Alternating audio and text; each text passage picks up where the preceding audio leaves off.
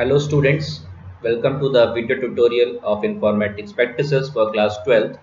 Today we'll be discussing the first part of the chapter, MySQL Revision Tour. So students, you have already studied this chapter of MySQL in class 11th. So basically we'll be having the revision of this chapter.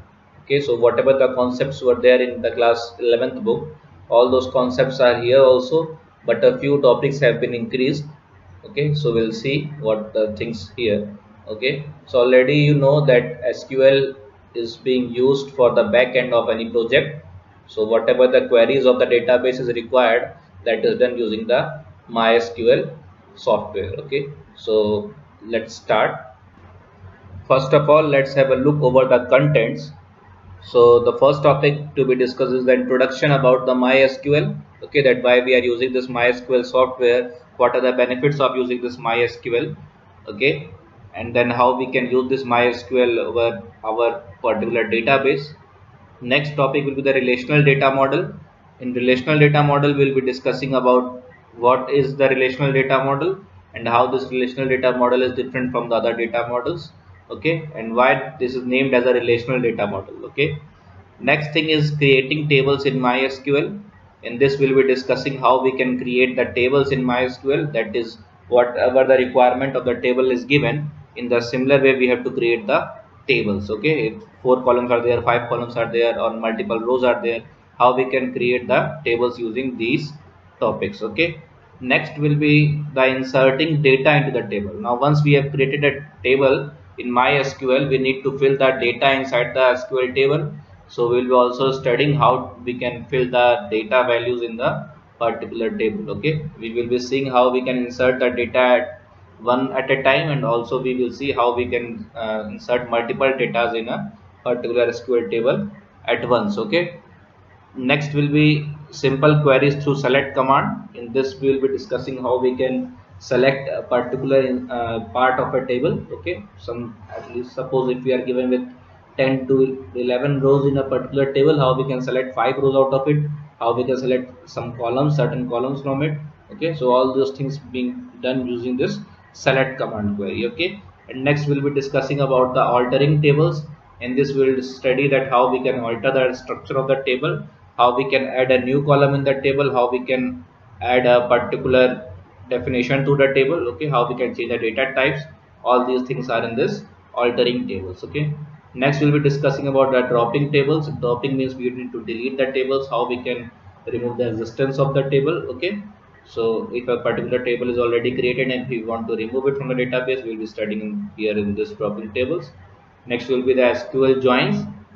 In SQL joins, we'll be discussing about how we can join multiple tables. If we are having 3 or 4 tables in an SQL, how and which way is it is possible to join these SQL tables. Okay, and next thing we'll be discussing about the indexing in databases. That if a particular database is there, how we can provide indexes certain set of tables. Okay, so all these things are being discussed in the contents. Okay, so let's begin.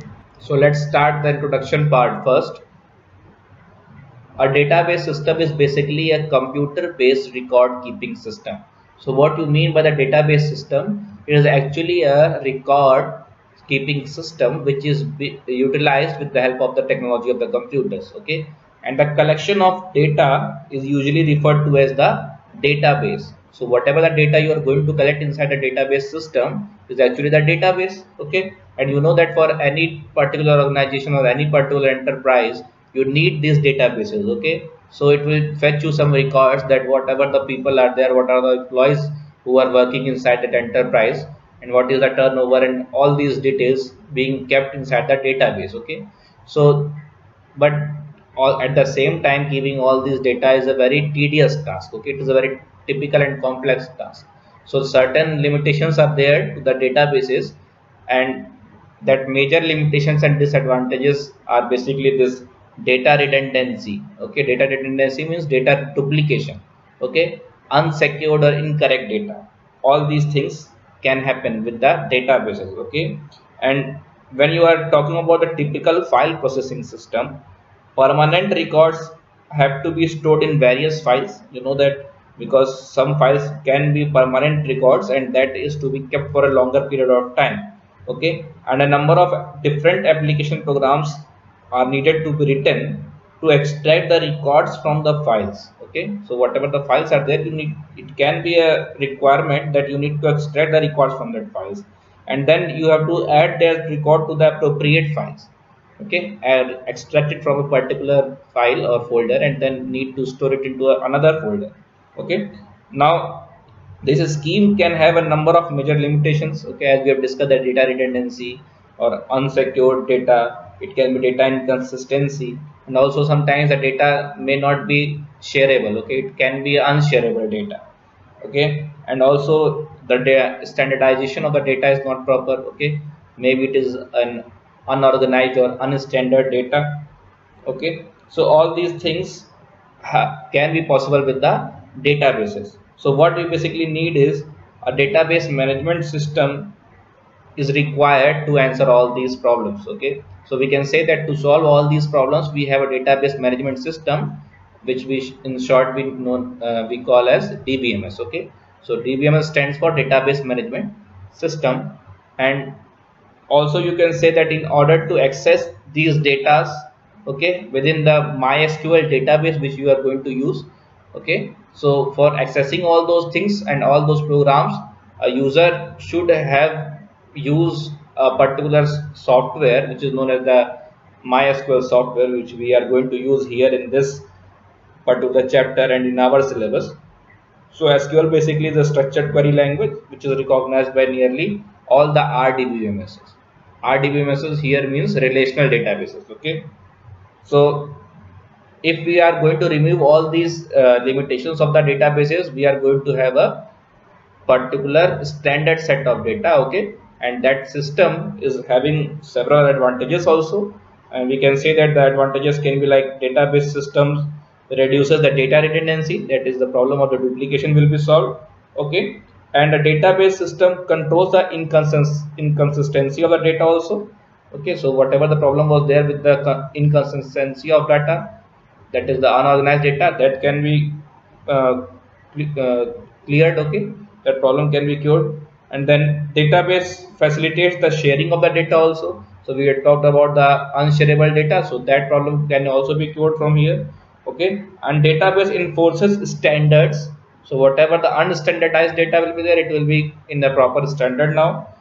And also the integrity can be maintained through databases. So single property of the databases is not going to be altered. Okay, so the property of the database will remain there. Okay, it will retain all the properties of the databases and no duplication or no loss of the data will be occurring. Okay, and also you will be having a proper organized collection of the data.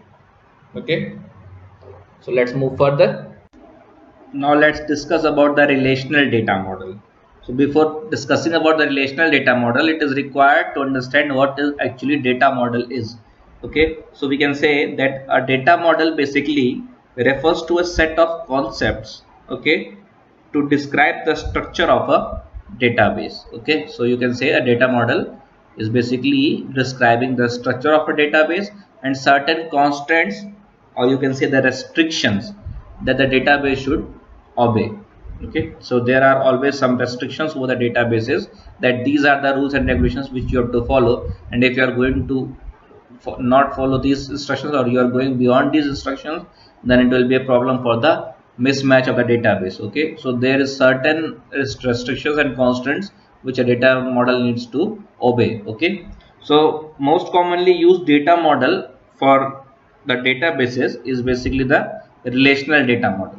So if you are going to search for the data models for a particular databases, most of the times you are going to get this relational data model only, because it is very common for the database purpose. Okay, so in a relational data model, basically what is there, that the data is organized into the tables. Okay, tables, you know that the table is a collection of rows and columns. Okay, so basically relational data model involves the organization into the form of the tables. Okay, and these tables are known as the relations. Okay, so if you are going to refer the term relation in the relational data model, relation is actually the table. And you know also that whenever you are drawing any table, suppose if your class timetable is there, there is also a relation between the teachers and the periods, okay, the subjects and the period. So actually a table is showing a relation between the rows and the columns, okay. So a row inside a table is known as the representing a relationship among the set of values, okay. You can say that if a row is there in a table, so it is going to show the relationship among a set of values, and a table, you know, is a collection of such relationships. So many rows will be there, and the collection of these relationships is called the relation, okay.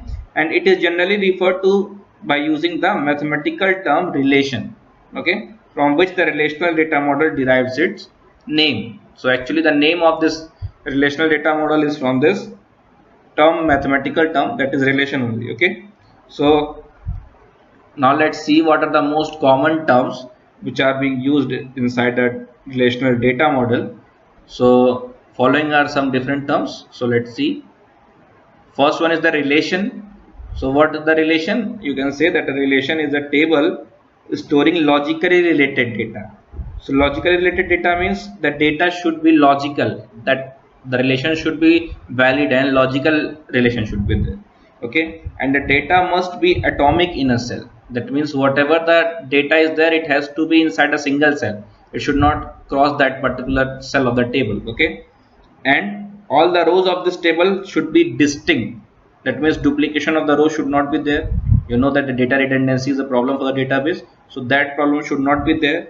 Okay, ordering of the rows and columns should be immaterial. That means ordering is not very much important, that which order is upside and which is down, because rows and columns have to be in a proper way, but that is not necessary that if the information is not relevant to the ordering, you can change the orders also, okay. So that is not a problem here.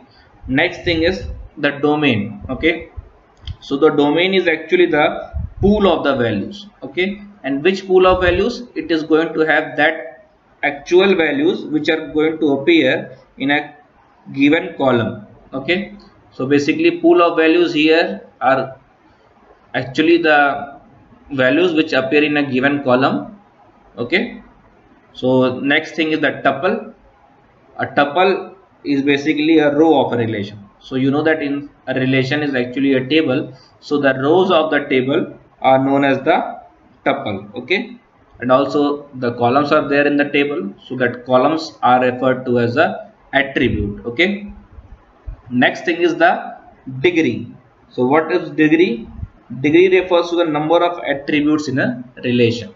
So you know that attributes is actually the column of the relation. So if in a table there are 4 columns or 5 columns, so actually the degree of that table is 4 or 5, okay, depends upon the number of the columns, okay. So attribute is basically column, so number of attributes decides the degree of the table or degree of the relation, okay.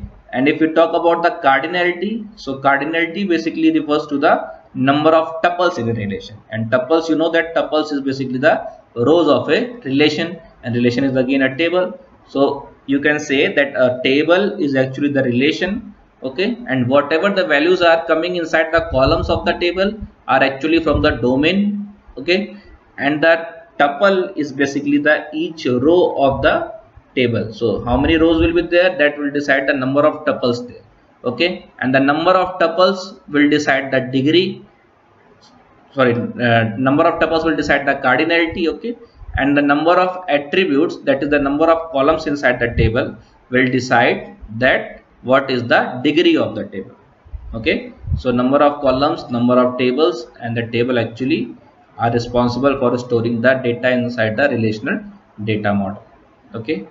Let's move further. Next term which is related to the relational data model is the view, okay. So what view is? View is basically the virtual table that does not really exist in its own right, but it is instead derived from one or more underlying base tables. So what happens actually that when you are creating a SQL table, there may be a query which is bringing you a table, okay, and that table is basically the subset of a given table. So that actual table is not stored inside a database. what you have stored is original table, and out of that table you are selecting a particular set of rows and columns, and which is again is giving you a particular table. So that table is a virtual table, which is not exactly in its own that is existing inside the database. So actual the table is going to give you a derived table, which is known as the view table. Okay, next thing is the primary key. This is the most important term for the databases. Okay, so whenever you are going to create a database, and inside that database if you are going to store a table, so that table is going to have certain set of keys. Okay, and among those certain set of keys, the most important key is the primary key. And why it is most important? Because this key refers to a set of one or more attributes that can uniquely identify tuples within the relation. Tuples, you know already that tuples actually the rows. So when you are going to clarify each individual unique rows, so that can be done only with the help of this primary key. Okay, so suppose if you are having a table, inside that if there is a column called phone number, so actually everyone is going to have different phone numbers. Or you can say if there is a certain set of table and there you are having roll numbers of the students, so every student is going to have different roll numbers. So this roll number and this phone number are going to actually give you a unique identity, okay, in that particular set of the tuples or that set of the rows. So this is known as the primary key. Okay, so basically what primary key should be, it is actually a uniquely identifying key inside a relation or inside a table. Okay, next thing is the candidate key.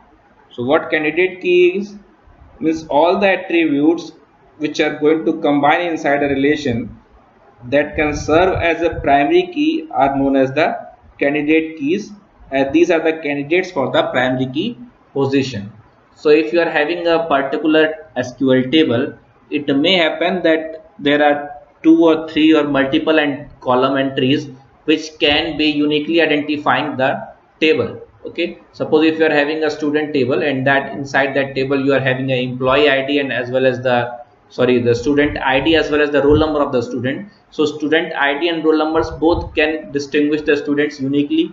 Okay, so both of them can be the primary key, but actually both of them cannot be set as a primary key. Only one of them can be set as a primary key. So both these two keys are valid for the primary key, but one of them is going to become the primary keys. But in actual, these two keys were actually means capable of being a primary key. So these two keys will be taken as a candidate key. So all the attribute combinations inside a relation that can serve as a primary key will be considered as the candidate key.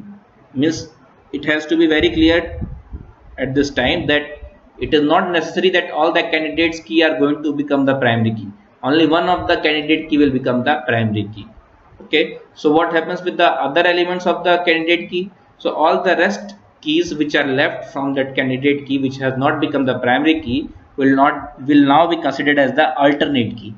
Okay, so suppose if in that particular table, student table, you have created the employee ID as well as the roll number, the student ID as well as the roll number. So the student ID, if you are going to consider it as the primary key, then the roll number will be considered as the particular alternate key. Okay, and also you can say both the roll number and the student ID can be considered as the candidate key.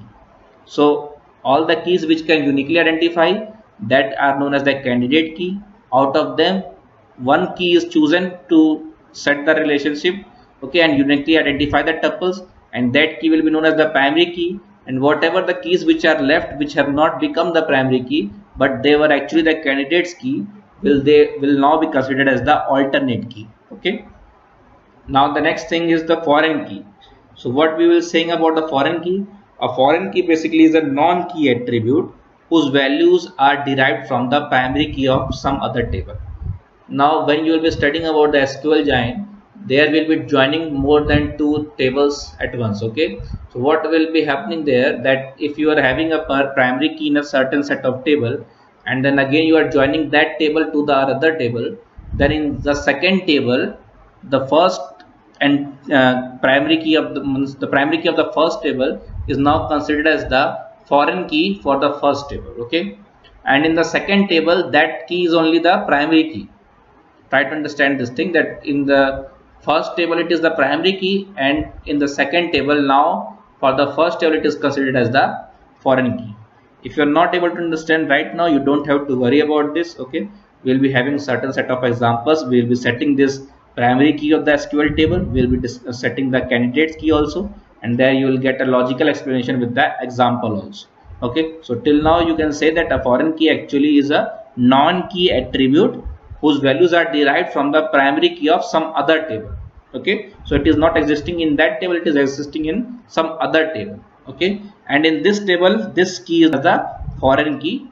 Okay, and for that table in which it was having the relation, in that table it was known as the primary key. Okay, so you can say, for example, that if you are the head of the member in the particular head of the family in a particular family, and if you are going in some other family to visit, you still are head of your family, but in that family you are considered as a foreign element. Okay, so for that family you are a foreign key, but for this family you are a primary key. Okay, don't be very much confused about this. We'll be discussing in the further examples in which we will be giving the certain set of keys to the SQL tables. We will be defining rows and columns according to the certain set and the guidelines of the keys. Okay, so now let's move further. Now let's discuss about the referential integrity. So as we have already told that there are certain set of guidelines and rules which are to be obeyed by the databases, the data models. So let's see what are the referential integrity.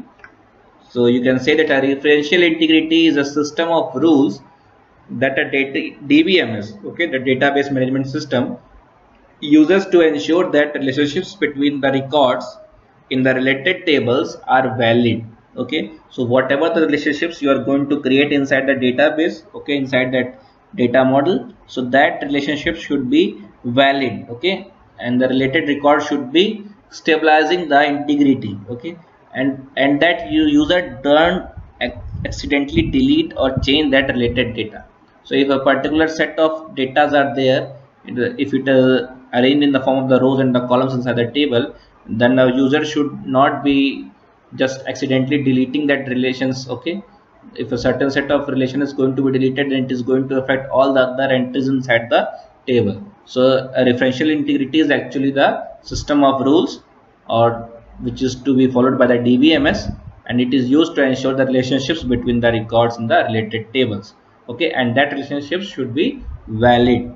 Okay, now you can say that when referential integrity is enforced, okay, then you can say that it must observe the following rules. So if as soon as you are going to implement the referential integrity, okay, and that referential integrity is basically is also setting certain set of rules. First, that rules can be like, means the matching fields of the primary table is a primary key. Okay, the rules can be like this: the related field should have the same data type. That you already know that if you are going to add two data types of means different types, then it is not going to produce a result, it will show the error. So you have to be very careful that the data types are same. Okay, so whatever the relationships are there, it has to be in between the same data types. Also, both the tables in which you are establishing the relationship is actually belonging to the same database. So if you are having multiple databases, so in multiple databases you can have multiple tables, but you have to be very careful that when you are going to establish the relationships, both the tables should be inside a single database. Okay, so that are the certain set of rules which are being followed for the referential integrity. Now once that referential integrity is enforced, okay, these rules, the underlying rules should be followed. Okay, now first thing is you can't enter a value in the foreign key field of the related table that doesn't exist in the primary key of the primary table. That means if you are going to input or enter a value in the foreign key field which is related table, okay, that doesn't exist in the primary key of the primary table. So it is very necessary that when you are creating a primary key, okay, of that particular table, and if you are relating that particular table with another table, and now that primary key is going to be considered as the foreign key in the other table. So when you are going to manually input any particular entry in the foreign key table, okay, so it cannot be possible if it is not present already in the primary key of the first table.